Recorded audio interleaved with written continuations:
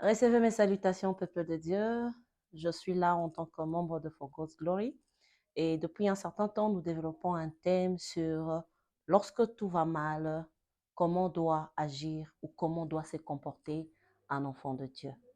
C'est un thème personnellement qui m'affecte beaucoup parce qu'il y a eu des moments dans ma vie où je me suis dit, est-ce que j'ai un Dieu? Est-ce que je prie un Dieu?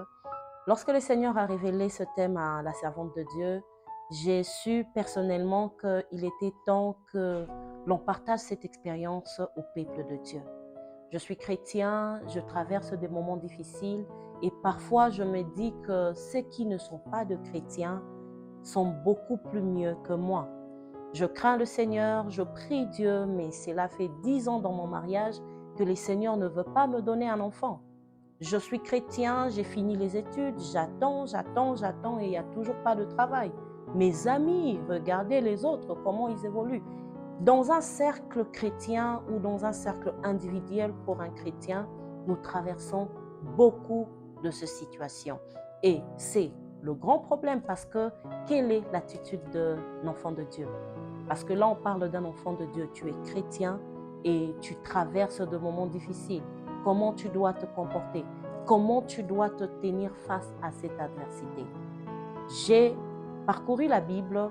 J'aime l'histoire de Jésus parce que nous, chrétiens, parfois, on a comme l'impression qu'on est seul au monde.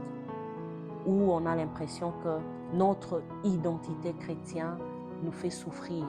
Le fait d'être chrétien, nous ne pouvons pas bénéficier de la joie, du bonheur, d'être comme les autres.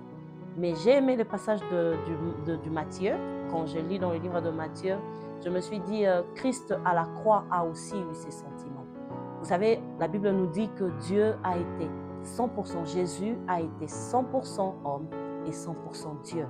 Alors lorsqu'il est monté sur la croix, ces sentiments-là que toi tu sens maintenant, ce vide-là que tu sens, cet isolement que tu traverses, il a crié, Eli, Eli, lama sabachthani, mon Dieu, pourquoi m'as-tu abandonné? Ça veut dire que il est arrivé, lui, enfant de Dieu, à un point où il s'est dit que là, Seigneur, je souffre. Là, mon Père, mon Dieu, je souffre. Et je sais qu'il y a une personne qui va suivre cette émission qui sera en train de se dire lui-même dans son cœur que moi, je suis en train de souffrir. Et je voudrais te dire ceci, ce n'est pas auprès d'un homme que tu dois pleurer. Tu as un Père dans les cieux qui écoute le prière, qui dit dans le livre de Matthieu 7,7, demandez, il vous sera donné. Je veux relever ce point ici. Nous allons faire cette émission dans deux volets.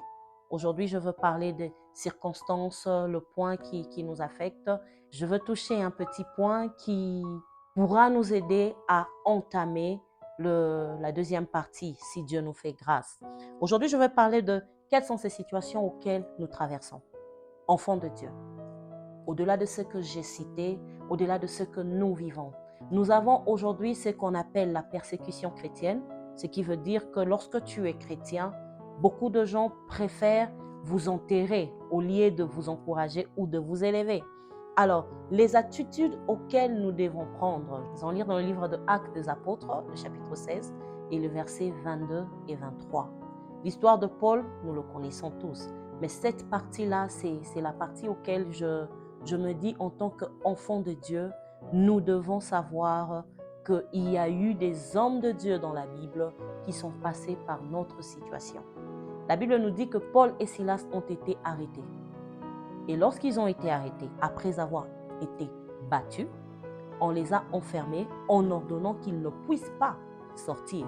La première réaction, c'est ce qui m'amène à attirer l'attention de quelqu'un ici, c'est lorsqu'ils ont été emmenés en prison. Ça veut dire qu'ils sont entrés et les prisons, les portes de prison ont été enfermées. Ils n'ont pas pleuré leur douleur, ils n'ont pas pleuré leurs conditions, mais la Bible dit ils ont commencé à louer Dieu. On a parlé de prier, louer Dieu et ils chantaient. Ça veut dire qu'ils ont compris ce que la Bible dit. En toutes circonstances, vous devez louer le Seigneur. J'aimerais exhorter une personne, j'aimerais réveiller l'attention d'une personne, j'aimerais dire à quelqu'un, Au-delà de tes peines, au-delà de tes douleurs, si tu es un enfant de Dieu, tu dois savoir que ton Père céleste t'entend.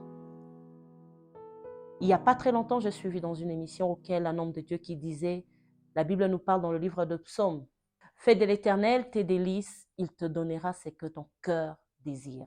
Et aussi, en tant qu'un père, Dieu sait quand est-ce qu'il doit nous faire du bien, quand est-ce que, ou ce qu'il va nous donner, quel sera l'apport que cela apportera dans notre vie.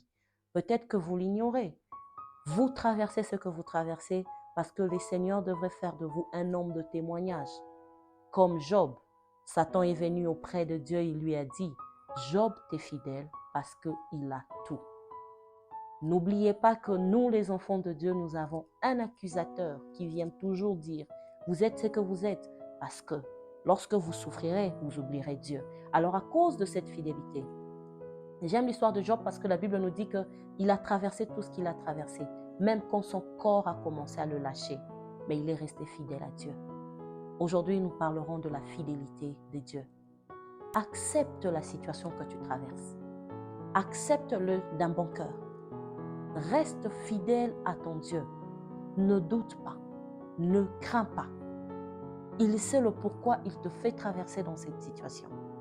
Lorsque tu es fidèle à Dieu, tu te réveilles le matin, tu n'as pas la paix, tu te réveilles le matin, tu n'as pas à manger, tu te réveilles le matin. Toutes les situations de la vie qui tombent sur toi comme la pluie. Souviens-toi que mon Père écoute ma prière. Agenouille-toi et bénis Dieu. Que le Seigneur nous bénisse. À nous revoir à la prochaine.